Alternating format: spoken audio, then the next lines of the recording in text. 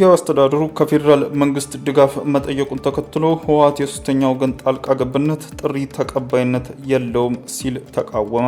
የትግራይ ክልል ጊዜያዊ አስተዳደር ፌዴራል መንግስት አስፈላጊውን ድጋፍ እንዲደረግለት መጠየቁን ተከትሎ ህዝባዊ ወያኔ ሓርነት ትግራይ ህወሓት በቀጥታና በተዘዋዋሪ ሶስተኛ ወገን ትግራይ ውስጥ እጁን እንዲያስገባ የሚያደርገው ጥሪ ፍጹም ተቀባይነት የለውም ሲል ተቃወመ።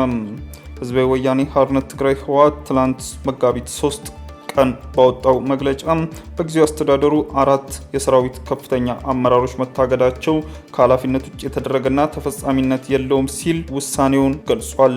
ውሳኔው እጅግ አደገኛ ነው ሲል የገለጸው ህወሓት ክልላዊ፣ ሀገራዊና ቀጠናዊ ሁኔታዎች እጅግ በተወሳሰቡበት በአሁኑ ወቅት ኃላፊነት በጎደለው መንገድ ሰራዊቱን ያለ አመራር በማስቀረት ህዝባችን ለከፋ የህልውና አደጋ ለማጋለጥ ያለመ ሆን ተብሎ የተፈጸመ አደገኛ ስራ መሆኑን ህዝቡና ሰራዊቱ ሊገነዘበው ይገባል ሲል አሳስቧል። አክሎም የትግራይ ህገ መንግስትን በመጣስ በተወሰነ የትግራይ ጊዜያዊ አስተዳደር አመራሮች ከተልዕኳቸው ውጪ የውጭ ኃይሎች መሳሪያ በመሆን የትግራይ ህዝብ ብሔራዊ ጥቅምን አሳልፈው እየሰጡ ነው ሲልም ከሷል።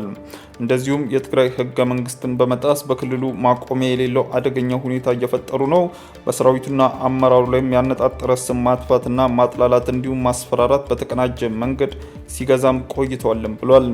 የመግለጫ የተሰጠው የክልሉ ጊዜያዊ አስተዳደር በትግራይ ወታደራዊ ኃይሎች ውስጥ ያሉ አካላት የፕሪቶሪያው ስምምነትን ለማፍረስና ክልሉ እንዳይረጋጋ እየሰሩ መሆናቸውን መግለጹን ተከትሎ ነው። ከጥር 5 ቀን ጀምሮ አንዳንድ የትግራይ ሰራዊት ከፍተኛ አመራሮች የጥቂት የስልጣን ጥማትን ለማርካት ግልጽ የሆነ መፈንቅለ መንግስት ለማድረግ ሲንቀሳቀሱ ነበር ሲል ያወሳው።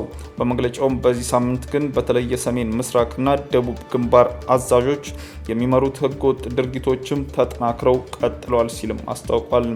የፌዴራል መንግስት እየተባባሰ የመጣውን ቀውስ እንዲረዳና ሁኔታውን የበለጠ እንዳይባባስ ለመከላከል አስፈላጊውን ድጋፍ እንዲያደርግም አሳስቧል። አስተዳደሩ ዓለም አቀፍ ማህበረሰብ አስፈላጊውን ጫና እንዲፈጠር ጥሪ ያቀረበ ሲሆን እርምጃ አለመውሰዱ ለትግራይ ህዝብ ሌላ ዙር ስቃይ ሊያስከትል እንደሚችልም አስጠንቋል። ይሁን እንጂ ህወሓት በመግለጫው ትግራይ ውስጥ የተጀመረው ህግና ስርዓትን የማስከበር ስራ ጊዜያዊ አስተዳደሩ የፕሪቶሪያውን የሰላም ስምምነት የማፍረስ ሳይሆን የተጀመረውን የሰላም ስምምነት ትግበራ ይበልጥ የሚያጠናክር፣ የትግራይ ህገ መንግስታዊ ስርዓትን የሚያስከብር፣ የህግ የበላይነትን ተጠያቂነትን የሚያረጋግጥ፣ በትግራይ ዘላቂ ሰላምና ጸጥታን የሚያሰፍንና ብሔራዊ ጥቅሞችን ለማስጠበቅ የሚያስችል ነው ብሏል። ፓርቲው አክሎም ጊዜያዊ አስተዳደሩ ህወሓትና የትግራይ ሰራዊትን በመወንጀል ትግራይ ውስጥ ከቁጥጥር ውጪ የሆነ ሁኔታን ሊያጋጥም እንደሚችል በመግለጽ እያደናገረ ሶስተኛ ወገን ወደ ትግራይ እንዲገባ በቀጥታና በተዘዋዋሪ መንገድ ጥሪ እያደረገ ነው ሲልም ተችቷል።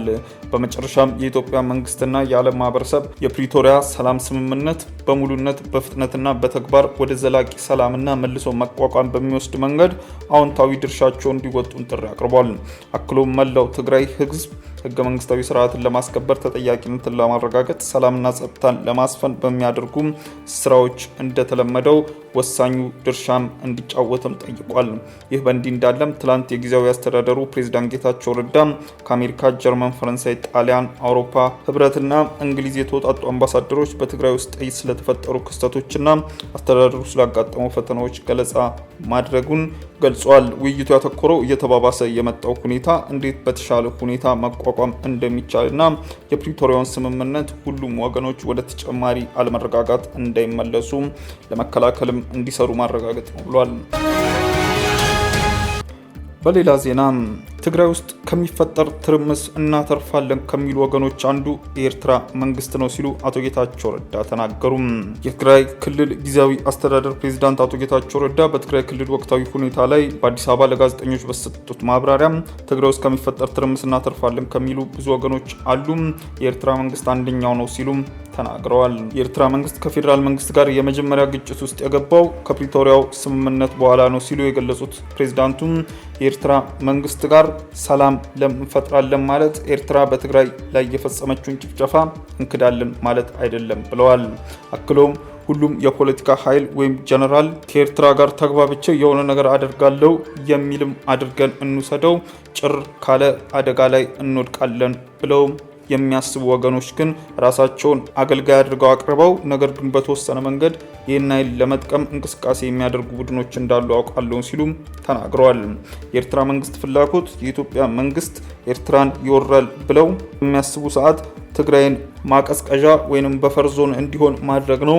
ጠንካራ አጋጣሚ ተፈጥሯል ብለው ካመኑ ከኛ ሰዎች ጋርም ሆኖ እንደገና ወደ አዲስ አበባ መጓዝ የሚቻልበትን መንገድ ማማተር ነው ብለዋል።